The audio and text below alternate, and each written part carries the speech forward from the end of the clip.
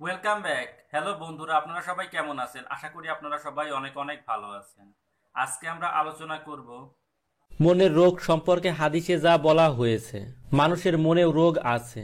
মন সুস্থ থাকলে বাস্তব জীবনে এর ইতিবাচক প্রভাব পড়ে। বিভিন্ন হাদিসে এই বিষয়টিকে অনেক বেশি গুরুত্ব দেওয়া হয়েছে। আলেমগণ মন বা দিলের বেশ কিছু রোগ চিহ্নিত করেছেন। উল্লেখযোগ্য কিছু মনের রোগ তুলে ধরা হলো। ১. দুনিয়ার লোভ। দীর্ঘ আশা আরবিতে বলা হয় আমাল। একটি বাড়ির মালিক হয়েছে চলবে না, আরেকটি বাড়ির মালিক হতে হবে। একটি গাড়ির মালিক হয়েছে হবে না, আরেকটি গাড়ি লাগবে। একটি ফ্যাক্টরির মালিক হয়েছে না হবে না, আরেকটি ফ্যাক্টরির মালিক হতে হবে, আরও লাগবে। এটা হলো দীর্ঘ আশা। ২. গোসবা বা রাগ। সীমাহীন গোসবা। এত গোসবা হয় যে ইনসান না জানোয়ার, বোঝা যায় না।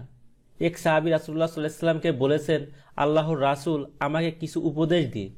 রাসূলুল্লাহ সাল্লাল্লাহু আলাইহি ওয়াসাল্লাম বলেন, গোসবা করবে না। সে আবারও বলল, আল্লাহর রাসূল, আমাকে আরেকটি নসিহত করুন। রাসূলুল্লাহ সাল্লাল্লাহু আলাইহি ওয়াসাল্লাম আবারও বললেন, গোসবা ত্যাগ করো। সাহাবী তৃতীয়বার অনুরোধ করার পরও রাসূলুল্লাহ সাল্লাল্লাহু আলাইহি ওয়াসাল্লাম একই জবাব দিলেন। তো যতবারই সাহাবী নসিহতের কথা বলছেন, রাসূলুল্লাহ সাল্লাল্লাহু আলাইহি ওয়াসাল্লাম একই কথা বলেছেন, গোসবা ছাড়ো, গোসবা ছাড়ো। ৩. মিথ্যা বলা। মিথ্যা তো এখন অভ্যাস হয়ে গেছে আমাদের। আমরা কথায় কথায় মিথ্যা বলি, মিথ্যার আশ্রয় নেই। ৪. গীবত। এরা তো এখন ঘিভাত হয়ে গেছে।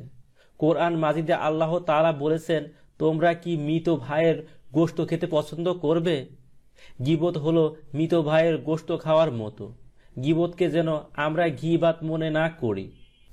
সকাল থেকে সন্ধ্যা সারাদিন আমার সামনে কেউ যেন একটা গীবতও করতে না পারে।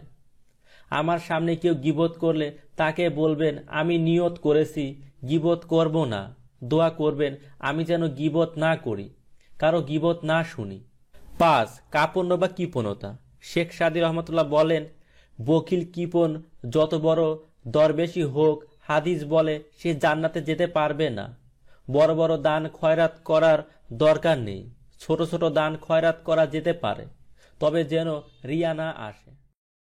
বন্ধুরা, আমাদের ভিডিওটি যদি আপনার একটু ভালো লেগে থাকে অবশ্যই একটি লাইক করবেন, কমেন্ট করে জানাবেন কেমন হলো, এবং পরবর্তী ভালো ভালো ভিডিও পাওয়ার জন্য আমাদের চ্যানেলটি সাবস্ক্রাইব করবেন। থ্যাংক ইউ বন্ধুরা।